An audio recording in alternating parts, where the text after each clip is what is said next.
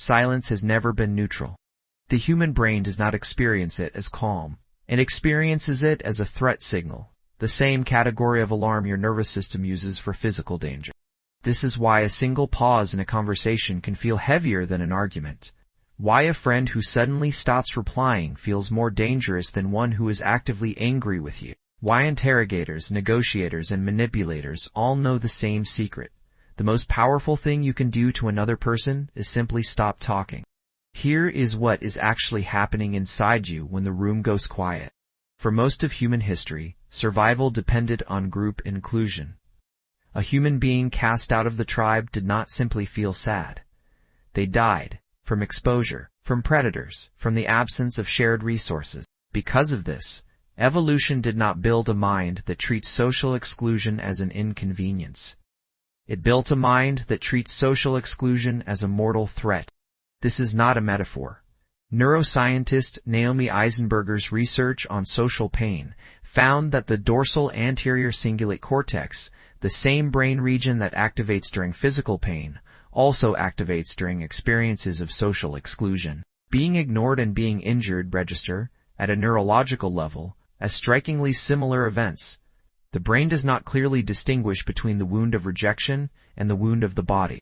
Silence is the purest form this exclusion signal can take, because it withholds the one thing a social brain is constantly scanning for: acknowledgement. Psychologist Kipling Williams, who has spent decades studying ostracism, found that even brief, meaningless exclusion, being left out of a simple ball-tossing game by strangers a person will never see again, triggers measurable distress. The brain does not wait to evaluate whether the silence is meaningful.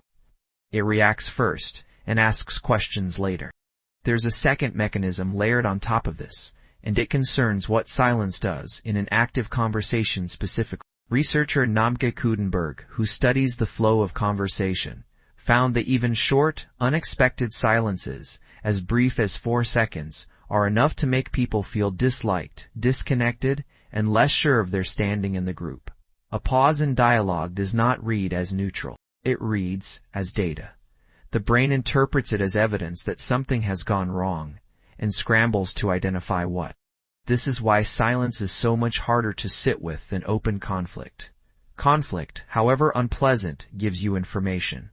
You know exactly where you stand, and exactly what the other person is thinking. Silence gives you nothing. And a social brain deprived of information about its own standing will manufacture the worst-case scenario simply to end the uncertainty. This is why silence has become one of the most effective and most quietly weaponized tools in human interaction.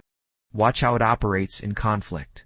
The person who goes silent in an argument is rarely the person who has run out of things to say. Silence, in this context, functions as a withdrawal of acknowledgement, and withdrawal of acknowledgement is read by the other party's nervous system as a form of punishment, even when no punishment was explicitly intended. This is the actual mechanism behind the discomfort of being stone-walled. It is not that nothing is happening.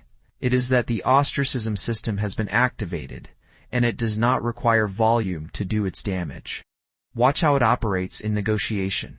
Experienced negotiators are trained to let an offer sit in silence rather than fill the space with justification.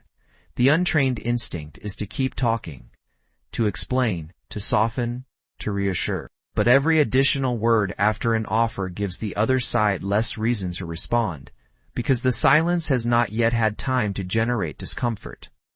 The negotiator who says the number and then says nothing is not being cold. They are allowing the other party's own ostracism detection system to do the work of pressuring them toward a response. Watch how it operates in status hierarchies. The person capable of tolerating silence without rushing to fill it is almost always read as the more secure, higher status individual in the room. This is because discomfort with silence is, at its core, discomfort with uncertainty about one's own social standing. A person who does not need constant verbal reassurance from others is signaling, without saying it, that their sense of security does not depend on being talked to. That signal alone shifts the balance of who is perceived as being in control of the interaction. And this is precisely why silence can be used against people. Withholding a reply, letting a message sit unanswered, going quiet after disagreement instead of resolving it. Each of these acts exploits the same evolutionary machinery, a nervous system that cannot tolerate ambiguity about its social standing, and will do almost anything, including capitulate, apologize, or over-explain, simply to end the silence and restore a sense of acknowledgement. Here's the uncomfortable truth silence exposes. You do not fear silence because nothing is happening inside it.